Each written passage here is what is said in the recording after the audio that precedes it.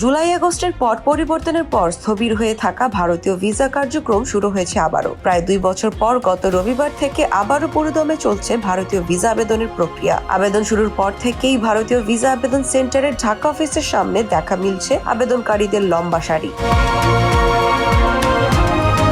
কিন্তু অভিযোগ উঠেছে ভিসা আবেদন জমা দেওয়ার টাইম স্লট নিয়ে রমরমা বাণিজ্য করছে দালাল চক্র। প্রায় 5 থেকে 6 গুণ বেশি দামে কিনতে হচ্ছে আবেদন জমা দেওয়ার এক একটি স্লট। নতুন ভিসা প্রক্রিয়ায় আবেদন জমা দেওয়ার জন্য অ্যাপয়েন্টমেন্ট বা টাইম স্লট বরাদ্দের স্বয়ংক্রিয় পদ্ধতি চালু করেছে Indian visa application centre IVAC. Visa আবেদন জমা দেওয়ার পুরো প্রক্রিয়া সুশৃঙ্খল করতে চালু করা হয়েছিল স্বয়ংক্রিয় এ পদ্ধতি। এবার সেই পদ্ধতি নিয়েই রাজ্যের অভিযোগ আবেদনকারীদের। অনলাইনে আবেদন করেও স্লট পাচ্ছেন না বলে অভিযোগ অনেকেরই।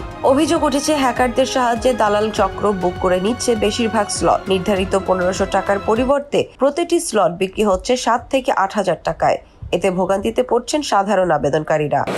আমার অভিযোগ হচ্ছে ভাই, এই সাধারণ মানুষ হিসাবে আমরা যে ট্যুরিস্ট ভিসা চালু হয়েছে, আমি গত 3 দিন ধরে আমি চেষ্টা করতেছি, আমি অনলাইনে পেমেন্ট দিতে পারছি না স্লটের।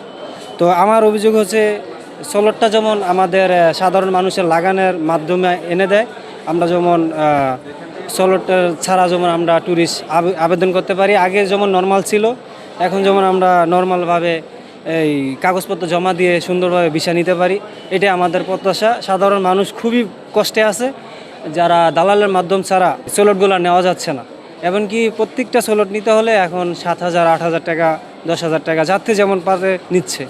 তো আমার অভিযোগ হচ্ছে এই স্লটটা যেমন বন্ধ হয় আর নর্মাল করে দেয়, এমনকি সাধারণ মানুষ যেমন সবাই যাতায়াত করতে পারে। স্লটের নর্মাল দাম হচ্ছে 1500 টাকা, কিন্তু তারা নিচ্ছে প্রায় 7,000, হয়তো নিতে পারে 2,000, 3,000 নিতে পারে বা 2,000 টাকা নিতে পারে। কিন্তু একটা গরিব মানুষ তো ট্যুরিস্ট ভিসা নেওয়াটা খুবই মানে টাফ। তো একটা বেতন কত টাকা পায়, আর একটা ট্যুরিস্ট ভিসা ইচ্ছা করলে তো সে ঘুরতে পারে না।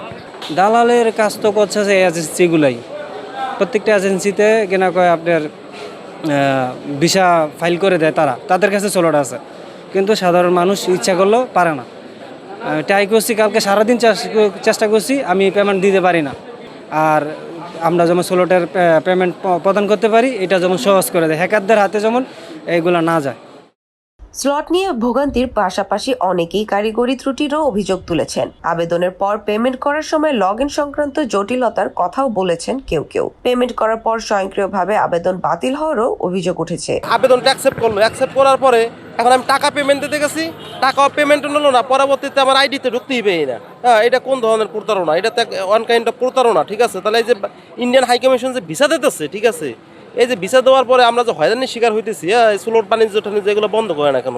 ঠিক আছে, এগুলো তো বন্ধ করা উচিত। আর আমার অ্যাকাউন্টে আমি ঢুকতেই পাই না, আমি নাকি ব্ল্যাক লিস্টেড হয়ে গেছে। এটা কোনো কারণ? আমার সব ডকুমেন্টস ওকে, কোনো ডকুমেন্টস ফেক নেই। ঠিক আছে, একবার 100 আমার সব কিছু।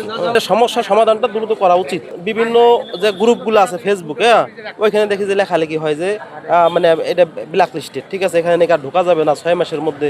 এটা তো মনে করেন কোনো কিছু বুঝতে পারতেছি না এখন। ঠিক আছে, এই জন্য আজকে আমি আসছি, আমি সরাসরি এটা জিজ্ঞেস করবো।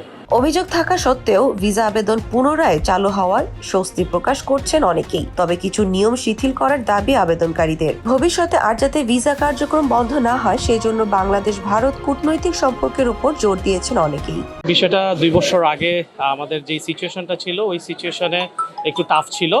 সো বর্তমান কন্ডিশন হচ্ছে সবই নর্মাল, স্লট পাওয়া যাচ্ছে এবং অ্যাপ্লিকেশনে ইজিলি অ্যাপয়েন্টমেন্ট পাওয়া যাচ্ছে এবং ভিসা রেশিও ভালো। আসলে আমি সেই সমস্যাটা ফেস করি নাই। বিষয়টা হচ্ছে এরকম, হয়তো বা কেউ ফেস করতে পারে, বাট এটা কিছুদিন আগে ছিল সমস্যাটা, কিন্তু ইন্ডিপেন্ডেন্ট টাইমে আমি এই সমস্যা ফেস করি নাই, সব নর্মালি পাইছি আমি। না, টেকনিক্যাল কোনো সমস্যা তো নাই, অ্যাজ ইউজুয়াল সিস্টেম ওদের ভালো কাজ করতেছে এবং ভিসা দিচ্ছে।